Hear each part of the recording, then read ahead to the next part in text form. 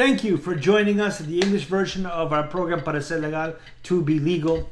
Today, three jam-packed things. First, there are three different bills we're going to talk about. One is the healthcare workers, to help them speed up the green card process for 40,000 of them. Secondly, Customs, Border Patrol, and ICE. Guess what? They're collecting DNA of immigrants. Three, a bill was proposed to help immigrants get stimulus checks. You know, the ones that initially they couldn't get.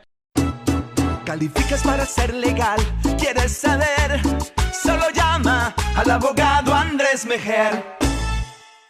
So, immigration in the news. The first one is the Healthcare Workforce Resilience Act. This is a bipartisan bill designed to allow healthcare workers to gain a green card much quicker than in the past. Now, these green cards are being recaptured from unused immigrant visas. It's not new visas, they're just recapturing them.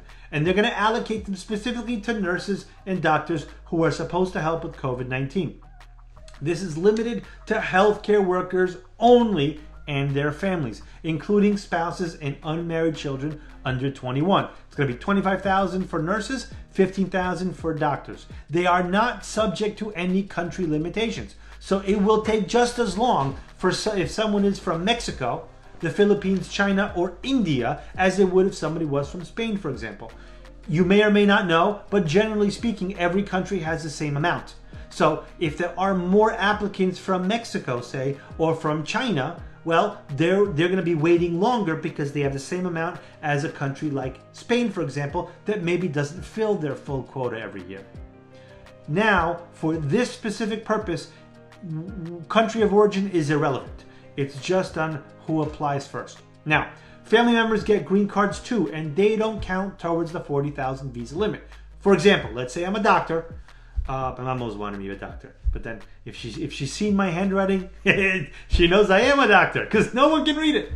No, but all kidding aside, so let's say I'm a doctor, and me, my wife, and two kids, none of us were born here in the U.S., and we're applying under this law. That's not 4 visas, it's 1, mine, because I'm the doctor. My kids don't count, or if I was a nurse, same thing. Now, this will require a consular process, but both USCIS and Department of U.S. have promised they will expedite the process. You are going to need a job offer letter to be handed over at the consular interview, and that person can't displace a U.S. worker. Now, again, that shouldn't be hard because there's not enough doctors or nurses here in the U.S. So now today, this is just a proposed bill. It's actually currently in committee. It hasn't yet passed either the House of Representatives or Congress, but we hope that it will, and chances are, look, if Congress can't decide on this, I don't know what they're going to decide on, particularly under the times of COVID-19. Second thing, DHS is collecting DNA from undocumented immigrants. Now, this law, the DNA Fingerprint Act, is not new. It was actually adopted in 2005, but no administration has applied it. Matter of fact, they've all delayed it. ICE themselves said, listen, we don't need this stuff. Department of Justice may need it, but if you're not going to give me the funding to implement and to collect the DNA for everyone, me, ICE, doesn't need it. We're not using it. Other agencies will use it. Well, in comes the Trump administration and says, we want that information because we believe all immigrants are criminals. We want to be able to prove it, so let's collect the DNA. Started in Dallas since May 2020.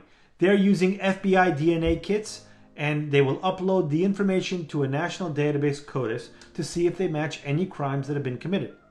They say they will not collect DNA from anyone aged 13 or younger. I don't know that I believe the government on anything, but particularly this administration, but hey, that is what they said. So, third, HEROES Act, passed by the House on May 15, 2020. This is about the second stimulus check payment. Are immigrants eligible? Yes, they are. Are families married to undocumented immigrants now eligible? Yes, they are under this bill. They weren't under the last one. This new act works to allow those who were previously not eligible for the stimulus check to get one now. If you have been paying taxes either with a Social Security number or an ITIN, individual tax identification number, you and your spouse will be eligible for a stimulus check. Hey, if you don't know that immigrants pay taxes, well, what can I tell you? Individual tax identification number is not new. IRS has had it and been giving it out for years. So If whether you're here legally or not, you're obligated to pay taxes. And if you ask the IRS, they will give you a number to allow you to pay taxes. This isn't new, folks. This is just a fact. This isn't even opinion. This isn't even political opinion. These are just facts. Now, stimulus checks are for people who have earned less than $75,000 a year, single, or couples who have earned less than $150,000 a year. If you have dependents, you may receive up to $6,000. It will also increase the additional $600 a week in unemployment payment through January 2021.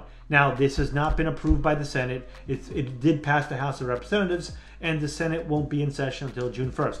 Do I think Mitch McConnell is going to pass this? Not a chance.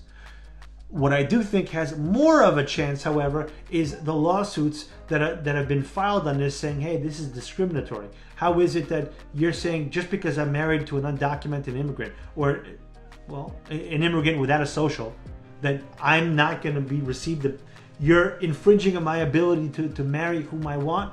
I don't think that's constitutional, but unfortunately that could take years to figure out. Thank you for spending your time with me. Until next time.